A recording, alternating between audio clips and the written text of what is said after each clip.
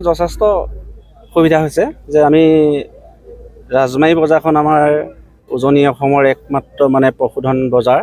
আমি এখন বজাৰতে সমগ্ৰ ডিব্ৰুগড়ৰ পৰা তিনিচুকীয়া, শিৱসাগৰ আমি সকলো গোটেইকেইখন জিলা লগ হৈ গোটেই সমগ্ৰ ব্ৰহ্মপুত্ৰ নদী কিনাৰত থকা 2 পাৰৰ গৰু এইখন বজাৰতে কিনা বেচা কৰি আমি জীৱিকা উপাৰ্জন কৰি আছোঁ।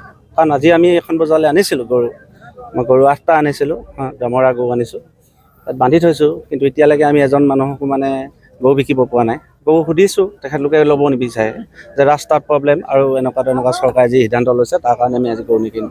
গতিকে এনেকৈ যদি গৰু নিকিনে, আমিতো গৰু পুহিছোঁ, আমি ইমান কষ্টৰে আমি খুটি পাতিছোঁ, চাকৰি তাকৰি নাই, আমি শিক্ষিত, আমি নিবনুৱা যুৱক গতিকে আমাৰ এই ব্যৱস্থাটোৱে যিটো গৰু মাংস নিষিদ্ধকৰণ ব্যৱস্থাটোৱে যিটো কৰিছে, আমাৰ সমগ্ৰ উজনি অসমে যথেষ্ট গোপালকসকলৰ ক্ষতিপূৰণ হৈছে। কোনে খাইছে কোনে নাই খোৱা আমি একো নাজানো, মাত্ৰ আমি জানো যে গৰু বজাৰলৈ নিব লাগে, আমাৰ ঘৰ চলিব লাগে, আমাৰ ল'ৰা ছোৱালী পঢ়াব লাগে, আমাৰ মেডিকেল যাব লাগে, আমি কাৰোবাক টকা দিব লাগে। গতিকে আমি মাত্ৰ গৰু ব্যৱসায় কৰি আজি বহুত আমি এই বজাৰখনৰ পৰা আমি উপাৰ্জন কৰি খাই আছোঁ।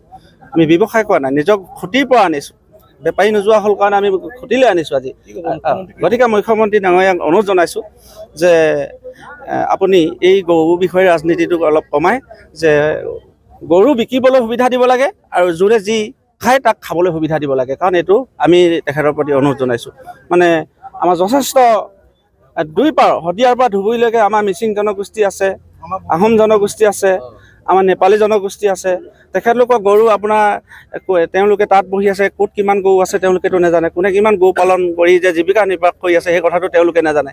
গতিকে আমি অনুৰোধ জনাইছোঁ যে এই উজনি অসমৰ একমাত্ৰ ৰাজমাৰী বজাৰখনৰ যি আমি গৰু বিকা কিনা কৰি খাই আছোঁ, ইয়াত যাতে তেওঁলোকে বাধা প্ৰদান নকৰে, আমাক শান্তিয়ে জীৱন যাপন কৰিবলৈ যাতে পৰিয়াল পোহপালন কৰিবৰ কাৰণে গৰু পালন কৰি থাকিবৰ কাৰণে আমাক সুবিধা কৰি দিয়ে। এই মুহূৰ্তৰ ওচৰত আমি হিমন্ত বিশ্ব শৰ্মা অসমৰ মুখ্যমন্ত্ৰী ডাঙৰীয়াক আমি অনুৰোধ জনাইছোঁ।